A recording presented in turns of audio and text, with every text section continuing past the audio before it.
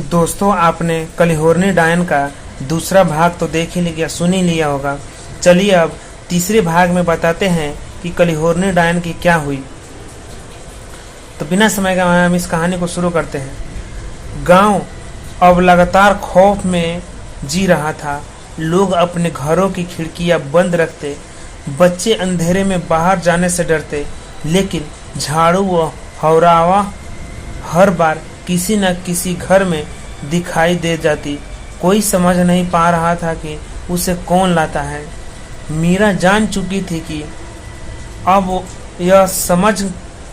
यह महज झाड़ू नहीं बल्कि डायन की आत्मा का घर है।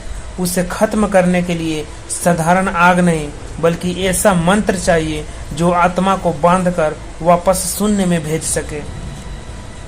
एक रात मीरा अकेली जंगल के बीच प्राचीन मंदिर पहुंची। मंदिर खंडहर हो चुका था, पर वहां पत्थर की दीवारों पर लिखे शिलालेख अब भी थे।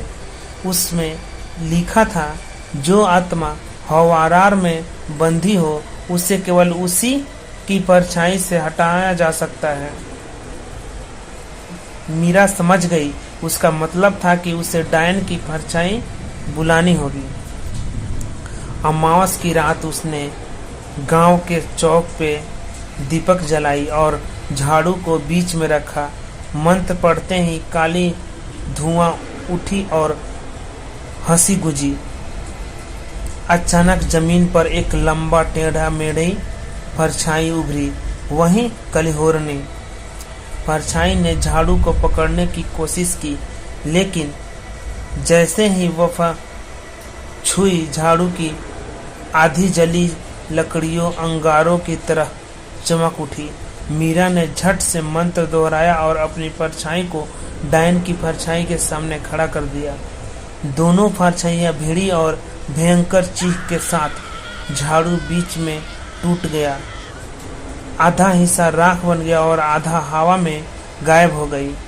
गांव वाले सोचने लगे कि अब सब खत्म हो गया, लेकिन मीरा जानती थी कि झाड़ू का आधा हिस्सा अब कहीं और मौजूद है। जब वहां हिस्सा नहीं मिलता तो कलिहोरनी फिर लौट सकती है। तो दोस्तों, इस कहानी को हम यहीं समाप्त करते हैं। फिर अगले भाग के लिए बने रहिए हमारे चैनल पर। चैनल को सब्सक्राइब और वीडियो को लाइक करके जरूर जाइएगा।